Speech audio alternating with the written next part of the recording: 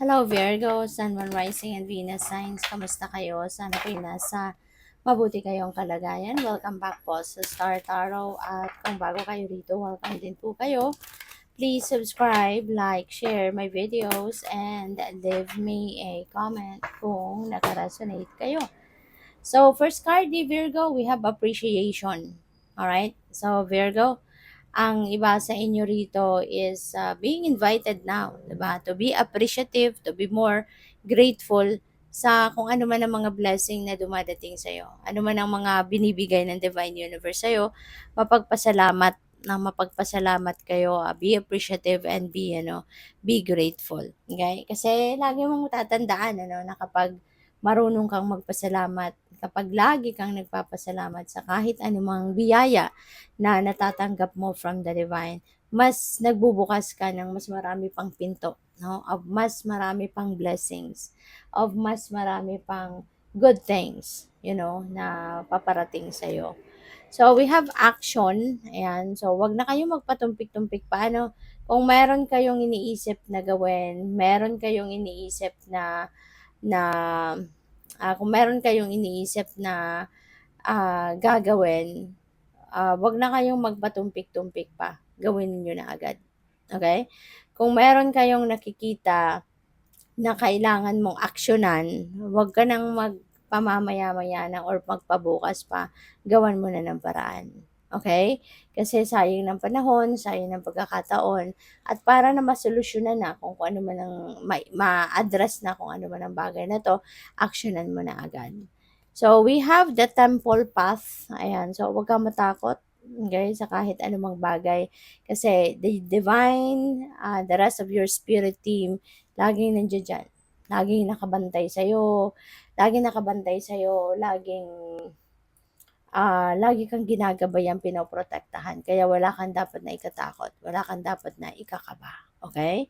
So, what else? We have caring connections. This could be in a relationship. Baka ang relationship mo sa ngayon with your person, siguro mas lalo pang lalakas, mas lalo pa kayong magiging closer, mas lalo pa kayong magpapakita ng passion, ng love, no, for each other, yung ganon. At maaari din ang iba sa inyo, para napipick up kayo dito, baka may ka-LDR, no? Baka nasa malayong lugar ang person mo, yung bang geographically magkalayo kayo, parang gano'n. Pero regardless, no, kung nasaan man kayo, kung magkalayo man kayo, parang yung ano ninyo, yung effort ninyo sa pagpananatili ng inyong pagmamahalan, pag-iibigan, parang nananatiling nandyan at malakas. No? Yan ang napipick up ko dito. Or this could be a reminder na mas lalo ka pang mas lalo mo pang pag-effortan, no, yung relationship ninyo. Lalo-lalo na kayo ay magkalayo physically.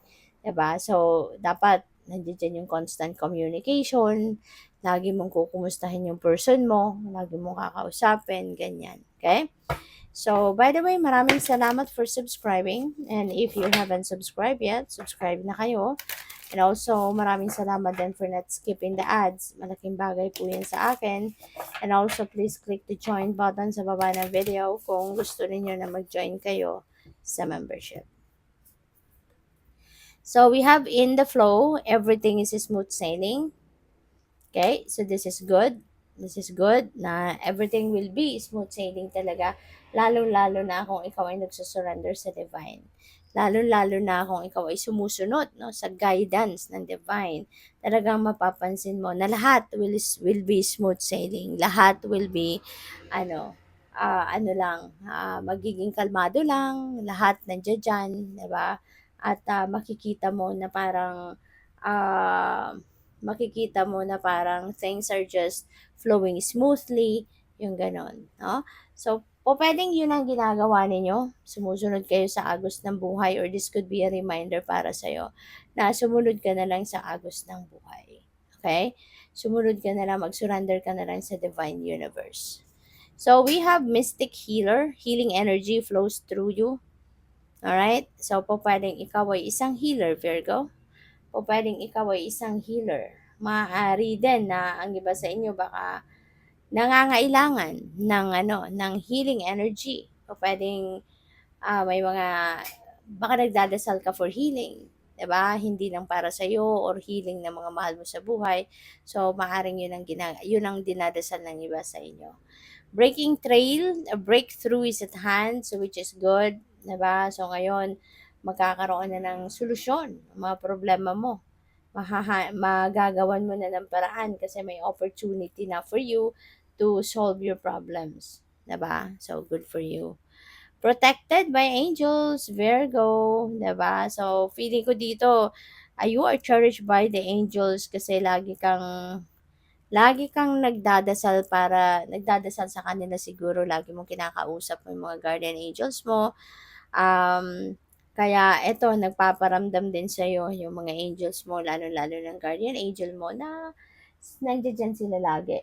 Okay, they are always guiding you, protecting you, kaya huwag kang matakot, 'no? Wala kang dapat na ikatakot, wala kang dapat na ikakaba. Sumunod ka lang sa agos ng buhay, sumunod ka lang sa guidance ng divine, lagi kang makinig sa iyong intuition, okay? At hindi ka papabayaan ng iyong spirit team, lalo-lalo na ng iyong mga angels, okay? So we have begin now, take your first step. So baka meron kang sisimulang bagong kaganapan sa buhay. Maybe you are starting something new in your life. And depende yan sa inyong sitwasyon. Okay? Po pwedeng bagong trabaho, po pwedeng ikaw ay magta-travel, po pwedeng ikaw ay magsisimula ng bagong project, baka ikaw ay magsisimula ng bagong career, bagong business. So, depende sa inyong situation. Could be new relationship, 'di ba? So, regardless kung ano man ito, good luck sa'yo kasi and congrats kasi magsisimula ka dito ng bagong yugto sa buhay mo, which is exciting. So, we have staying focused, hold the course, okay?